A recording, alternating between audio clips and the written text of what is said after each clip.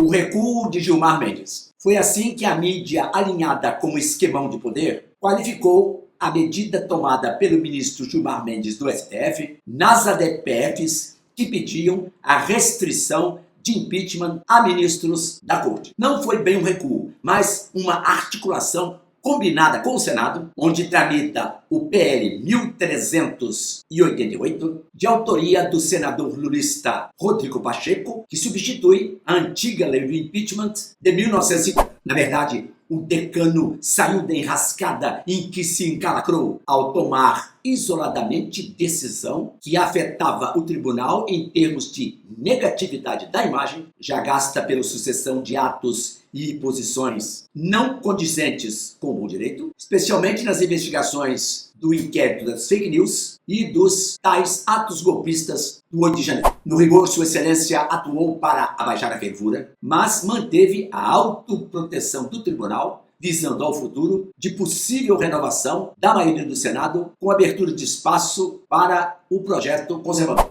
Permaneceu na cautelar a parte que muda o quórum de abertura do processo para o mínimo de 54 senadores. Retirada do nome do titular da PGR para isoladamente apresentar pedido de impedimento de ministro, foi justificada com o palavrório meticulosamente articulado de que o debate legislativo em torno do PL valoriza o diálogo institucional e é exemplo de maturidade democrática e blá, blá, blá, blá. Não há sinal de que invasões indesejadas sofrerão reduções pela juristocracia do STF, a começar pelo uso excessivo dos atores parlamentares derrotados nas arenas legislativas e que levam para o tribunal a solução de todas as suas divergências. Qualquer desavença é motivo de corrida ao Supremo. Isso empurra a casa a um compromisso maximizador, aliado à tendência de manter para si os ganhos de espaços que foram progressivamente ocupados à medida que a sociedade civil foi lhe entregando a função de substituta do parlamento e da regra da maioria. Gilmar sabe que dialogar neste momento com o Senado é garantia da sobrevivência de todos a um legislativo hostil, advindo possivelmente das urnas em 2026.